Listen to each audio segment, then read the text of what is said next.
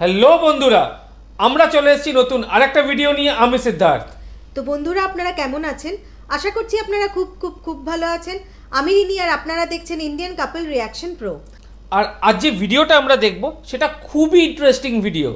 ভিডিওটার টপিক হচ্ছে হিন্দু ধর্মে হজরত মুহাম্মদের নাম কিভাবে আসলো, হিন্দু ধর্মেতে মোহাম্মদ হজরতের কোথাও উল্লেখ আছে কি না, বা সেই নাম এলোই বা কীভাবে। তো প্রচণ্ড ইন্টারেস্টিং হবে ভিডিওটা আশা করছি, এবং অনেক ইনফরমেটিভ হবে, অনেক জানা যাবে অনেক কিছু। তো আর একদম সময় নষ্ট না করে আমরা সোজা চলে যাব ভিডিওতে। তো বন্ধুরা, অরিজিনাল ক্রিয়েটারের লিঙ্ক পেয়ে যাবেন ডেসক্রিপশন বক্সে। অরিজিনাল ক্রিয়েটারকে নিশ্চয়ই সাবস্ক্রাইব করবেন, আর আমাদের চ্যানেলটা যদি সাবস্ক্রাইব না করেন তাহলে প্লিজ প্লিজ প্লিজ সাবস্ক্রাইব করুন, আর অনেক অনেক করে শেয়ার করুন। এই ভিডিওটা যদি আপনাদের ভালো লাগে একটা লাইক তো নিশ্চয়ই করবেন। ভালো লাগুক খারাপ লাগুক, যে কোনো মতামত কমেন্ট বক্সে নিশ্চয়ই জানাবেন। তো আর একদম সময় নষ্ট না করে আমরা সোজা চলে যাব ভিডিওতে। হ্যাঁ, তো শেষ অবধি আপনারা ভিডিওটা দেখবেন। So let's start.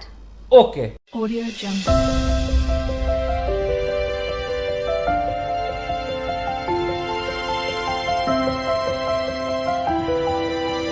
Audio Jungle.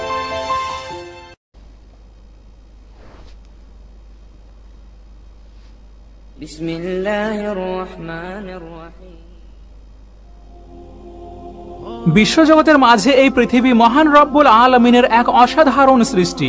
পৃথিবীকে তিনি সুশোভিত করেছেন পাহাড় পর্বত সাগর মহাসাগর নদ নদী গাছপালা পশু পাখি আরও অনেক জানা এবং অজানা রহস্যের মাধ্যমে। আর এই সবকিছু সৃষ্টি করেছেন মানুষের কল্যাণ ও উপভোগের জন্য, কিন্তু প্রতিনিধিত্ব আর মর্যাদা দিয়ে একমাত্র তারই গোলামি এবং উপাসনা করার জন্য সৃষ্টি করলেন মানুষকে। আল্লাহ সুবহানাহু ওয়া তাআলা কুরআনুল কারীমের সূরা জারিয়াতে ইরশাদ করেছেন, আর আমি জিন ও মানব জাতিকে কেবলমাত্র আমার ইবাদত করার জন্যই সৃষ্টি করেছি। সেই জন্য তিনি এই জমিনের উপর তার ইবাদত করার জন্য মানব জাতির বাবা হযরত আদম আলাইহিস সালাম এবং তার সঙ্গী হযরত হাওয়া আলাইহিস সালামকে সৃষ্টি করলেন, আর তাদেরকে জান্নাত থেকে পৃথিবীতে পাঠিয়ে দিয়ে ইরশাদ করলেন, যুগে যুগে আমার পক্ষ থেকে তোমাদেরকে পথ দেখানোর জন্য অনেক বার্তাবাহক যাবে। যারা তাদের নির্দেশনা মেনে চলবে তাদের কোনো ভয় থাকবে না এবং তারা কোনো চিন্তাগ্রস্তও হবে না।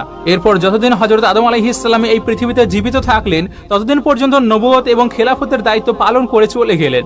তারপর যুগ শতাব্দীর পরিবর্তনের সঙ্গে সঙ্গে মানবজাতিকে হেদায়েতের জন্য বহু নবী এবং রসুলকে প্রেরণ করা হয়েছিল। আল্লাহ রাব্বুল আলামিন এই প্রফেটদের ধারাবাহিকতায় আজ থেকে ১৫০০ বছর পূর্বে সমগ্র পৃথিবীবাসীর জন্য একজনকে আগমন করেন, হযরত মুহাম্মদ সাল্লাল্লাহু আলাইহি সাল্লাম, যিনি সর্বকালের সর্বযুগের সর্বশ্রেষ্ঠ মানব। আর যার একটি ছোট্ট কারণ হলো সেই মহামানবের আগমনের সম্পর্কে অতীতের যে সমস্ত নবী রাসূলদেরকে আল্লাহ রাব্বুল আলামিন তাদের উম্মতদের জন্য পাঠিয়েছিলেন, সেই নবী রাসূলগণরা তাদের উম্মত কিংবা অনুসারীদেরকে এই মুহাম্মদ সাল্লাল্লাহু আলাইহি সাল্লামের সম্বন্ধেও জানিয়ে গিয়েছিলেন। সেই জন্য স্থান কাল ধর্ম গোত্র ভাষা নির্বিশেষে কিয়ামত পর্যন্ত প্রত্যেক মানুষের জন্য তিনিই সর্বশেষ এবং একমাত্র নবী। আল্লাহ তাআলা কুরআনুল কারীমের সূরা সাবাতে ইরশাদ করেছেন, আর আমি আপনাকে বিশ্ববাসীর জন্য সুসংবাদদাতা ও সতর্ককারী করে পাঠিয়েছি, অথচ অধিকাংশ মানুষ তা জানেই না। সময়ের সাথে সাথে পূর্ববর্তী বহু নবী রসুলদের কিতাব এবং বাণীগুলো নানান বিকৃতির শিকার হলেও বর্তমান সময়ে এই সমস্ত প্রচলিত বিকৃত ধর্মগুলোতেও লিখিত মহাসত্যের সন্ধান পাওয়া যায়।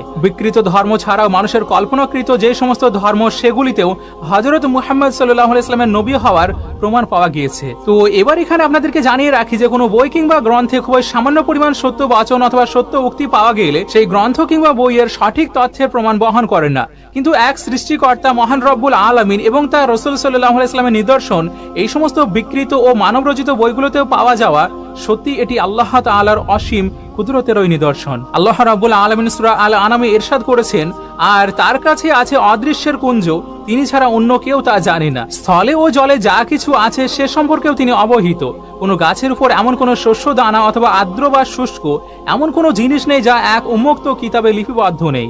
যদিও এই মহাসত্যকে তাদের ধর্মগ্রন্থে লেখার ইচ্ছা বা উদ্দেশ্য মোটেই ছিল না, কিন্তু তাদের বিবেক ও দৃষ্টির শক্তির অগোচরেই তারা তা লিপিবদ্ধ করে নিয়েছে, যা তারা কখনোই উপলব্ধিও করতে পারেনি। তো এমনভাবে এই পৃথিবীতে আব্রাহামিক ধর্মবাদে যে সমস্ত ধর্ম বেশি প্রচলিত এবং বেশি ফেমাস আছে তার মধ্যে একটি হলো হিন্দু বা সনাতন ধর্ম। আর আজকের এই ভিডিওতে আমরা হিন্দু ধর্মের আলোকে হযরত মুহাম্মদ সাল্লাল্লাহু আলাইহি সাল্লামের নবুয়তের সম্বন্ধে আলোচনা করব। মানে জানবো যে মুহাম্মদ সাল্লাল্লাহু আলাইহি সাল্লামের নাম কি হিন্দু ধর্মের কিতাবগুলিতে সত্যি এসেছে। কিন্তু যেহেতু অনেকেই থাকবেন যারা হিন্দু ধর্মগ্রন্থের সম্বন্ধে অবগত থাকবেন না, সেই জন্য আমরা মনে করছি কিছুটা সংক্ষেপে হিন্দু ধর্মগ্রন্থের সম্পর্কে আপনাদের সামনে উপস্থাপন করিয়ে দেওয়ার। আর একজন সাধারণ মানুষ তো দূরের কথা, হিন্দু ধর্মগ্রন্থ কয়টি এবং কি কি তা হিন্দু ধর্মের অনেক পণ্ডিতই অবগত থাকেন না। আপনাদেরকে জানিয়ে রাখি যে হিন্দুদের প্রধান ধর্মগ্রন্থ বেদ। বেদকে 4 ভাগে বিভক্ত করা হয়েছে: ঋগ্বেদ, সামবেদ, যজুর্বেদ এবং অথর্ববেদ। আর এই 4টি বেদের মধ্যে সর্বপ্রথম যে বেদকে লেখা হয় সেটি হলো ঋগ্বেদ। আর বেদের মধ্যে হিন্দু ধর্মের শাস্ত্রীরা এটিকে সবচেয়ে বেশি স্বীকৃতি দিয়ে থাকেন। যদি হিন্দু ধর্মগ্রন্থের মধ্যে বেদকে সর্বপ্রথম প্রাধান্য দেওয়া হয়, তাহলে তার দিক থেকে দেখতে গেলে হিন্দু ধর্মের উৎপত্তি আজ থেকে মোটামুটি 6000 বছর পূর্বে। আর এই মতামতটি আচার্য ডক্টর দুর্গাদাস বসু দিয়েছেন। হিন্দু ধর্মে এই 4টি বেদ ছাড়াও কিছু আরো গ্রন্থ আছে, যেমন আয়ুর্বেদ, গান্ধর্ববেদ, ধনুর্বেদ, উপনিষদ, উত্তরায়ণ বেদ, ব্রাহ্মণ এবং আরণ্যক। আর এগুলো ছিল বেদের সঙ্গে সামঞ্জস্য, মানে একে অপরের সঙ্গে মিলিত। কিন্তু বেদ ছাড়া কিছু আরো গ্রন্থ আছে, যেমন রামায়ণ, মহাভারত, মনুসংহিতা, শ্রীমদ্ ভাগবত, মহাপুরাণ, বিষ্ণু পুরাণ, কল্কি পুরাণ ও গীতা। এবার আমরা প্রধান আলোচনার দিকে এগিয়ে যাওয়ার আগে আপনাদেরকে আরেকটি জিনিস বুঝিয়ে দিচ্ছি, সেটি হলো যুগ। হিন্দু ধর্মের শাস্ত্রের মতে 4টি যুগ হয়ে থাকে। প্রথম সত্যযুগ, দ্বিতীয় ত্রেতা যুগ, তৃতীয় দাপর ও চতুর্থ হলো কলিযুগ। তো যেমন ভাবে পূর্বের যুগে যে অবতাররা হিন্দু ধর্মতে এসেছিলেন, তেমনই শেষ বা কলিযুগে একজন কল্কি অবতার বা শেষ অবতারের আগমনের সম্বন্ধে বিস্তারিতভাবে আলোচনা করা হয়েছে। তো এখানে আমাদের জানা প্রয়োজন হিন্দু ধর্মের অবতাররা কখন আসেন, মানে একজন অবতারকে হিন্দু ধর্ম মতে কিসের জন্য এই পৃথিবীতে আসার প্রয়োজন হয়ে থাকে। গীতার অধ্যায় 4 শ্লোক 7 থেকে 8 বর্ণনা করা হয়েছে, যখন ধর্মের পরাজয় হয়, অধর্ম, অন্যায় ও অত্যাচার যখন জগৎ ধ্বংসের দ্বার প্রান্তে উপনীত হয়, তখন ওই অবতার এই পৃথিবীতে নেমে আসে তাকে পাপ মুক্ত করার জন্য। হিন্দু ধর্মের মতে পাপ বিনাশের জন্য যে কোনো রূপে অবতাররা নেমে আসতে পারেন। কল্কি অবতারের আগে যে সমস্ত অবতাররা এসেছিলেন এই পৃথিবীতে, তাদের সংখ্যা ছিল 9 জন। আর তাদের মধ্যে একজন এসেছিলেন মৎস্য রূপে, মানে মাছ রূপে, কুর্ম মানে কচ্ছপ রূপে, বরাহ মানে শুকর রূপে, নৃসিংহ মানে যার শরীরের উপরিভাগ মানুষ ও নিচের ভাগ সিংহের আকৃতির মতো, বামন মানে 3 পা বিশিষ্ট একটি ছোট্ট মানুষ, পরশুরাম, বলরাম, গৌতম বুদ্ধ ও শেষ কল্কি অবতার। এবার হিন্দু ধর্মগ্রন্থে যে অবতারের উল্লেখ করা হয়েছে তার বাংলায় অর্থ হলো অবতীর্ণ, প্রেরিত, বার্তাবাহক বা মেসেঞ্জার। আর যদি এটিকে আরবিতে ট্রান্সলেট করা হয় তাহলে সেখানে হবে নবী বা রাসূল। আর কলি মানে হলো শেষ, আর আরবিতে এর অর্থ হলো খাতামুল। আর অবতারের মানে হলো অবতীর্ণ, আর আরবি প্রতিশব্দ হলো নাবিয়ুন। এবার যদি দুটি শব্দকে একত্রিত করা হয় তাহলে হবে খাতামুল নাবিয়ুন বা শেষ নবী। কুরআনুল কারীমে আল্লাহ তাআলা সূরা আহজাবে ইরশাদ করেছেন, মুহাম্মদ তোমাদের কোনো পুরুষের পিতা নয়, কিন্তু তিনি আল্লাহ, রাসূল এবং নবীদের মধ্যে সর্বশেষ। এবার আমরা বলছি না যে হযরত মুহাম্মদ সাল্লাল্লাহু আলাইহি ওয়াসাল্লাম হিন্দু ধর্মের কল্কি অবতার। অবতার বা দেবতা হওয়া না হওয়ার সাথে ইসলাম ধর্মের কোনো সম্পর্ক নেই। কিন্তু হিন্দু ধর্মগ্রন্থে কল্কি অবতারের যে সকল বৈশিষ্ট্য উল্লেখ করা হয়েছে, সেই সকল বৈশিষ্ট্য মুহাম্মদ সাল্লাল্লাহু আলাইহি ওয়াসাল্লামের সঙ্গে হুবহু মিলে যাচ্ছে। এই জন্য ডক্টর বেদপ্রকাশ উপাধ্যায় বলেছেন, বেদ পুরাণে উল্লেখিত কল্কি অবতার হযরত মুহাম্মদ সাল্লাল্লাহু আলাইহি ওয়াসাল্লাম ছাড়া আর কেউই নন। কারণ হিন্দু ধর্মগ্রন্থে যে সমস্ত গুণাবলীর উল্লেখ আছে সেগুলি একমাত্র তার সঙ্গে মিলে থাকে। তাহলে এবার চলুন আমরা হিন্দু ধর্মের গ্রন্থগুলোতে যে কল্কি অবতারের প্রমাণ আছে সেটিকে আপনাদের সামনে পেশ করার চেষ্টা করছি। হিন্দু ধর্মের মতে কল্কি অবতারের নাম ঋগ্বেদের স্কন্দ 1 অধ্যায় 18 মন্ত্র 9 নরসাংস বলা হয়েছে। এবার যদি এর বাংলা অর্থ করি তাহলে হবে প্রশংসিত, আর যদি এর আরবি প্রতিশব্দ বের করা হয় তাহলে হবে মুহাম্মদ। নর শব্দের অর্থ পুরুষ, আর আশংসের অর্থ হলো প্রশংসিত, মানে সংস্কৃতে নরসাংস এবং আরবিকে মুহাম্মদ। আর ঠিক এই একই কথা কুরআনুল কারীমেও ইরশাদ করা হয়েছে। রাসূল সাল্লাল্লাহু আলাইহি ওয়াসাল্লামের প্রসিদ্ধ নাম হলো মুহাম্মদ। সামবেদে উল্লেখ আছে কল্কি অবতার নামের যেই দেব আসবে তার নামের প্রথম অক্ষর ম হবে এবং শেষ অক্ষর দ হবে, এবং যিনি গরুর মাংস ভক্ষণ করাকে সর্বকালের জন্য বৈধ ঘোষণা করবেন, আর তিনি হবেন বেদ অনুযায়ী শেষ ঋষি। আর এই রেফারেন্সকে উল্লেখ করে বালক ব্রহ্মচারী বলেন, মুহাম্মাদের নামে প্রথমে ম এবং শেষে দ হওয়ায় তাকে মান্য করা আমাদের শাস্ত্রের ওই নির্দেশ, আর তিনি গরুর মাংস খাওয়াকে কিয়ামত পর্যন্ত বৈধ ঘোষণা করেছেন। কল্কি অবতারের আরেকটি নাম ঋগ্বেদের স্কন্দ 8 অধ্যায় 6 মন্ত্র 10 আহম্মিদীয় বলা হয়েছে। আর আমরা জানি শেষ নবীর আরেকটি নাম হচ্ছে আহম্মদ। ভগবত মহাপুরাণে কল্কি অবতারের পিতার নাম বিষ্ণু যশ উল্লেখ করা হয়েছে, আর বাংলাতে যাকে মালিকের দাস বলা হয় এবং আরবিতে বলা হয় আব্দুল্লাহ। আর আমরা সকলেই জানি মুহাম্মদ সাল্লাল্লাহু আলাইহি ওয়াসাল্লামের পিতা ছিলেন আব্দুল্লাহ, মানে যাকে আরবিতে আব্দুল্লাহ বলা হয় তাকেই সংস্কৃতে বিষ্ণু যশ বলা হয়। এছাড়াও কল্কি পুরাণে উল্লেখ আছে, সম্ভলে বিষ্ণু যশস্ব গৃহে প্রাদুর্ভ বামোহম সুমতাং সুমতাং মাতারি বিবহ, মানে কল্কির মাতার নাম সুমতি হবে, আর যার অর্থ হলো শান্তি। আর আরবিতে আমিনা। যাকে সুমতি বলা হয় সেটি হলো আমিনা, আর মুহাম্মদ সাল্লাল্লাহু আলাইহি ওয়াসাল্লামের মাতার নামও ছিল আমিনা। ভগবত মহাপুরাণে কলকির জন্মস্থান সম্ভল স্থান উল্লেখ করা হয়েছে, আর সম্ভলের অর্থ হলো সুরক্ষিত এলাকা বা শান্তির ঘর, আর যেটিকে আরবিতে বলা হয় দারুল আমান বা বালাদুল আমিন। আমরা সকলে জানি মক্কা শরীফকে এই দুটো নামে আখ্যায়িত করা হয়েছে। এছাড়াও সম্ভল একটি এমন স্থানকে বলা হয় যে মানুষকে তার দিকে আকৃষ্ট করে রাখে, আর এটি বলার বাকি রাখে না যে মক্কা শরীফে কাবা ঘর থাকার জন্য তার দিকে সকল মানুষকেই আকৃষ্ট করে রেখেছে। ডক্টর বেদ প্রকাশ উপাধ্যায় বলেন, পৌরাণিক বা হিন্দু শাস্ত্র মতে পৃথিবীকে 7টি দ্বীপে বিভক্ত করা হয়েছে, আর এর মধ্যে একটি দ্বীপের নাম হলো সম্বল দ্বীপ, আর সম্বল দ্বীপের বর্তমান অবস্থান আরব এবং এশিয়ার মাইনরে। কল্কি পুরাণে উল্লেখ করা হয়েছে কল্কি অবতার জন্মগ্রহণ করবেন মাধব মাসের শুক্লা পক্ষের 12 তারিখে। আপনাদেরকে জানিয়ে রাখি, মাধব মাস মানে বৈশাখ মাস, আর বিক্রমিক ক্যালেন্ডারের মতে বৈশাখ মাসকে বসন্ত বলা হয়, আর বসন্তের আরবি রূপান্তর হলো রবিউ, আর শুক্লা পক্ষকে বলা হয় তার প্রথম অংশকে, আর আরবিতে বলা হয় আউয়াল। এবার যদি এটিকে একত্রিত করা হয় তাহলে হবে রবিউল আউয়াল, আর 12 তারিখ মানে 12 তারিখ। আরো উল্লেখ আছে তিনি বৈশাখ মাসের শুক্লা পক্ষের 12শীতে জন্মগ্রহণ করবেন, আর তার জন্মে তার মাতা এবং দাদা ভীষণই আনন্দিত হবেন। এখানে একটি জিনিস লক্ষ্য করুন, কল্কি অবতারের জন্মগ্রহণে তার মা এবং দাদা আনন্দিত হবেন, এখানে পিতার কথা বলা হয়নি, আর এর কারণ হলো পিতা তখন দুনিয়াতে থাকবেন না। আমরা এটিও জানি যে জন্মের সময় মুহাম্মদ সাল্লাল্লাহু আলাইহি ওয়াসাল্লামের পিতা এই দুনিয়াতে ছিলেন না। সামবেদে বর্ণনা করা হয়েছে এই শিশুটি বড়ই বিচিত্র হবে, সে তার মায়ের দুধ বেশি দিন পান করবে না, কিন্তু দুধ মাতার দুধ পান করবে। আর আমরা সকলে জানি হযরত মুহাম্মদ সাল্লাল্লাহু আলাইহি ওয়াসাল্লাম জন্মগ্রহণ করার মাত্র 4 দিন পর্যন্ত নিজের মায়ের দুধ পান করেছিলেন, আর তারপর হযরত হালিমা সাদিয়া তাকে দুধ পান করানোর জন্য নিয়ে চলে যায়। এছাড়াও শ্রীমদ্ ভাগবত মহাপুরাণের স্কন্দ 12, 2 অধ্যায় এবং 19, 20 আর 21 মন্ত্রে কল্কি অবতারের সম্বন্ধে কয়েকটি বিশেষ বৈশিষ্ট্যের উল্লেখ করা হয়েছে। তিনি অর্শরোহী হবেন, বিশ্ব মানব হবেন, তরবারি হাতে দুষ্টদের দমন করবেন, তার চেহারা মুবারক থেকে আলো বিচ্ছুরিত হবে, সকল সৎ গুণের অধিকারী হবেন, তার দেহ এত কান্তিময় হবে যে তার বর্ণনা দেওয়ার সম্ভবই হবে না, মানে তিনি অধিক সুন্দর হবেন। খতনা করা অবস্থায় জন্মগ্রহণ করবেন, আর তার শরীর থেকে সুগন্ধি বের হবে, তার সংস্পর্শে ধন্য মানুষের মন নির্মল ও পবিত্র হবে। দস্যু দমন কাজ সমাপ্ত হলে গ্রামগঞ্জ থেকে নিবাসকারীরা দলে দলে তার ধর্মে দীক্ষিত হবে। আরো লেখা আছে তিনি মূর্তি পূজা বন্ধ করবেন, আর আমরা জানি যে পৃথিবীর ইতিহাসে একমাত্র হযরত মুহাম্মদ সাল্লাল্লাহু আলাইহি ওয়াসাল্লাম সেই ব্যক্তি যিনি মক্কা বিজয়ের পর কাবা গৃহ থেকে অসংখ্য মূর্তি ধ্বংস করেছিলেন, আর যার সংখ্যা ছিল 360টি। তিনি হবেন সুমিষ্ট ভাষী। হযরত আয়েশা সিদ্দিকা রাদিয়াল্লাহু তাআলা আনহা ইরশাদ করেছেন, রাসূল সাল্লাল্লাহু আলাইহি ওয়াসাল্লাম নিজের হাতে কাউকে কোনোদিন প্রহার করেননি, তার স্ত্রীকেও না, গোলাম বা খাদেমকেও না, কেবলমাত্র আল্লাহর পথে জিহাদ ব্যতীত। নিজের ক্ষতিকারী ব্যক্তির সাথে প্রতিশোধ গ্রহণ করেননি। তিনি আল্লাহ তাআলার মর্যাদা হানিকর কিছু ঘটলে তখনই তার প্রতিশোধ নিতেন। তিনি সবসময় সুন্দর ও উত্তম কথা বলতেন এবং তার উম্মতদেরকেও সুন্দর ও উত্তম কথা বলার নির্দেশ দিতেন। ঋগ্বেদের স্কন্দ 2 অধ্যায় 3 এবং 2 মন্ত্রে এসেছে তার চেহারায় এত সুন্দর হবে এবং কান্তিময় হবে, মনে হবে সেখান থেকে আলোক রশ্মি ছড়িয়ে পড়ছে। আর হাদিসে মুবারকাতে এসেছে রাসূল সাল্লাল্লাহু আলাইহি ওয়াসাল্লাম সুন্দর চেহারার মালিক ছিলেন, আর তিনি সর্ব উত্তম চরিত্রের অধিকারী ছিলেন। অথর্ববেদে উল্লেখ আছে তিনি দেশ ত্যাগ করবেন, আর আমরা জানি যে রাসূল সাল্লাল্লাহু আলাইহি ওয়াসাল্লাম মক্কাতে মুশরিকদের অত্যাচারের কারণে হিজরত করে মদিনাতে গিয়েছিলেন। অথর্ববেদের স্কন্দ 20 অধ্যায় 9 এবং মন্ত্র 31-এ বলা হয়েছে তিনি ঊর্ধ্ব আকাশে ভ্রমণ করবেন। আর আমরা সকলে জানি যে মুহাম্মদ সাল্লাল্লাহু আলাইহি ওয়াসাল্লাম একটি বিশেষ রাতে সপ্তম আকাশ পেরিয়ে আল্লাহর সঙ্গে দেখা করতে গিয়েছিলেন, আর যেটিকে মিরাজ সফর বলা হয়। কল্কি পুরাণে উল্লেখ আছে তার 4 জন সহচর থাকবে, আর আমরা জানি হযরত মুহাম্মদ সাল্লাল্লাহু আলাইহি ওয়াসাল্লামের প্রসিদ্ধ 4 জন সাহাবী ছিলেন, হযরত আবু বকর, হযরত ওমর, হযরত ওসমান এবং হযরত আলী রাদিয়াল্লাহু তাআলা আনহু। ডক্টর বেদ প্রকাশ উপাধ্যায় লিখেছেন, এত কিছু জানার পরও যে ইসলাম গ্রহণ করে না এবং হযরত মুহাম্মদ সাল্লাল্লাহু আলাইহি সাল্লামকে এবং তার ধর্মমতকে মানে না, সে প্রকৃতপক্ষে হিন্দুই নয়। কারণ হিন্দু ধর্মগ্রন্থে কল্কি অবতার পৃথিবীতে আগমনের পর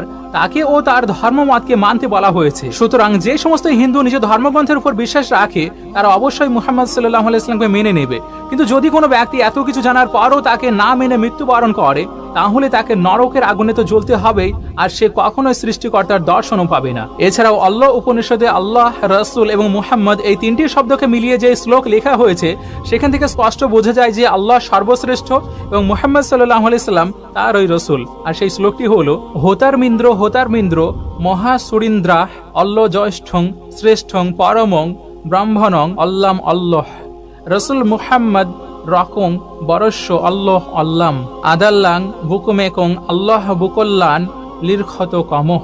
এবার কথা হলো, একজন সাধারণ মানুষ মুহাম্মদ সাল্লাল্লাহু আলাইহি সাল্লামকে কেন মানবে? যদি কেউ মানে তাহলে তার উপকার কি হবে? তো এর সম্বন্ধে আল্লাহ রাব্বুল আলামিন বলেন, আর তোমরা অনুগত করো মহান রব্বুল আলামিনের ও তার রাসূলের, যাতে তোমাদের উপর রহমত করা হয়। তাহলে এখানে আমরা বুঝতে পারলাম মহান সৃষ্টিকর্তার অনুগ্রহ ও ভালোবাসা পেতে গেলে মুহাম্মদ সাল্লাল্লাহু আলাইহি সাল্লামের অনুসরণ অবশ্যই করতে হবে। আর ঠিক এই একই কথা হিন্দু ধর্মগ্রন্থেও লেখা আছে, লা ইলাহা ইল্লাল্লাহ ব্যতীত পাপমোচনের কোনো রাস্তাই নেই। ইল্লাহ মানে আল্লাহর আশ্রয়, প্রকৃত আশ্রয়। বৈকুণ্ঠে জন্ম লাভ করলে মুহাম্মদ সাল্লাল্লাহু আলাইহি সাল্লামের অনুসরণ করতেই হবে। সামবেদের স্কন্ধ 13 অধ্যায় 5 এবং মন্ত্র 1 উল্লেখ আছে যে অন্তিম অবতার মানে কল্কি অবতারের অনুসরণ করবে সে স্বর্গে যাবে। এবার আমার হিন্দু ভাই বোনদের কাছে অনুরোধ থাকবে, আপনাদের ধর্মগ্রন্থ থেকে এটি প্রমাণিত করতে পারা যায় যে আপনারা যে কল্কি অবতারের জন্য দীর্ঘদিন ধরে অপেক্ষা করে আসছেন তিনি অন্য কেউ নয়, বরং মক্কা শহরে 12 রবিউল আউয়ালে আব্দুল্লাহর ঘরে মা আমিনার গর্ভে জন্ম লাভ করা হযরত মুহাম্মদ সাল্লাল্লাহু আলাইহি সাল্লামই। আর শুধু হিন্দু ধর্ম নয়, বরং এই পৃথিবীর অন্যান্য আরো ধর্মও এই মহামানবের জন্য অপেক্ষা করছিল। এবার সর্বশেষ কথা হলো, এত কিছুর পরও যদি আপনি মুখ ফিরিয়ে নেন, যদি সত্যকে বিশ্বাস করতে না পারেন, তাহলে আপনার ইহকালও নষ্ট হবে এবং পরকালেও আপনি স্রষ্টার দর্শন তো পাবেই না, বরং তার সেই নরকের আগুনেই জ্বলতে থাকবেন। আল্লাহ তাআলার কাছে এটাই চাইবো যে তিনি যেন আমাদের সকলকে বেশি বেশি করে বোঝার এবং জানার তৌফিক দান করেন।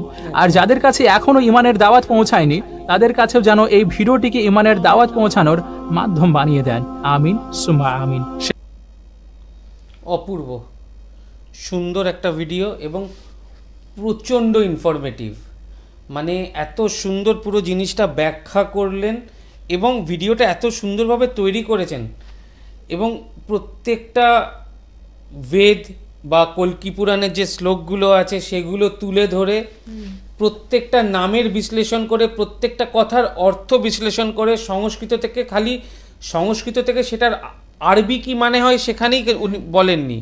যে ভিডিওটা করেছেন সংস্কৃত থেকে বাংলা, বাংলা থেকে আরবি, মানে সেটা সংস্কৃত থেকে বাংলার তার মানে এবং আরবির যে মানে, সব কিছু করে এত সুন্দর ভিডিওটা তৈরি করেছেন, এত ইনফরমেটিভ এবং এত তথ্য সম্পূর্ণ একটা ভিডিও। অপূর্ব ভিডিও এবং প্রচুর কিছু জানা যায়। মানে হয়তো উনি প্রথমেই যে কথাটা বললেন ভিডিওর প্রথমে, যে কোন কোন হিন্দু ধর্মে কোন কোন বই আছে, এটা অনেক হিন্দু ধর্মের অনুসারীরাই জানে না। অনেককেই যদি জিজ্ঞাসা করা হয় যে হিন্দু ধর্মের বই কি, তারা এক কথায় বলে গীতা। কিন্তু গীতা তো হিন্দু ধর্মের বই না, হিন্দু ধর্মের মূল বই, মূল যে হিন্দু ধর্মের পবিত্র বই সেটা হচ্ছে বেদ, 4টি বেদ। এবং সেই বেদের সাথে অনুকরণ করেই, বা সেই অনুকরণ ঠিক বলা নয়, তার সাপোর্টিভ, সেই বেদেরই সাপোর্টিভ আমরা বিভিন্ন পুরাণ আছে, বিভিন্ন আরও বই আছে যেগুলো তার সাপোর্টিভ জিনিস। এবং এই বেদেরও আবার বেদের মধ্যেও অনেক কিছু আছে, যেমন আয়ুর্বেদ যেগুলো বললো, এগুলো হচ্ছে বেদের সাপোর্টিভ। তো বেদ হচ্ছে মূল স্তম্ভ, 4টে বেদ হচ্ছে সনাতন ধর্মের মূল 4টে স্তম্ভ। এবং সেখানেও হজরত মুহাম্মদের উল্লেখ করা আছে অ্যাজ আ কল্কি অবতার। এবার কল্কি অবতারটার সাথে উনি যেভাবে বললেন প্রচণ্ড মিল। কল্কি অবতারের যে যে জিনিসগুলো বলা হয়েছে তার সাথে হজরত মুহাম্মদের প্রচণ্ডভাবেই মিল আছে এবং খুব সুন্দরভাবে সেই জিনিসটা উনি বোঝালেন যে দুটোর মিলগুলো কোথায়। মানে এরকম একটা সুন্দর ভিডিও, এরকম একটা ইনফরমেটিভ ভিডিও, এরকম ভিডিও যেখান থেকে প্রচুর কিছু শেখা যায়, জানা যায়, এরকম একটা ভিডিও পাওয়াও খুব মানে সৌভাগ্যের ব্যাপার। মানে হয়তো সেই মহান ঈশ্বর কোনো ভালো কর্মের জন্য আমাদেরকে এত সুন্দর ভিডিও দেখার সুযোগ করে দিলেন। ভিডিওটা তো প্রচণ্ড ভালো লেগেছে এবং ইনফরমেটিভ। এবং আপনাদের সবার কাছে রিকোয়েস্ট থাকবে যে এই ভিডিওটা বেশি বেশি করে শেয়ার করবেন, যাতে প্রচুর লোক, প্রচুর জন এই জিনিসটা জানতে পারে।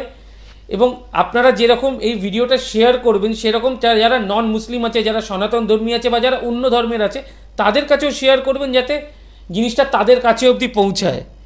প্রচণ্ড সুন্দর ভিডিওটা প্রচণ্ড ভালো লেগেছে। ভিডিওটা যদি আপনাদের ভালো লেগে থাকে একটা লাইক তো নিশ্চয়ই করবেন।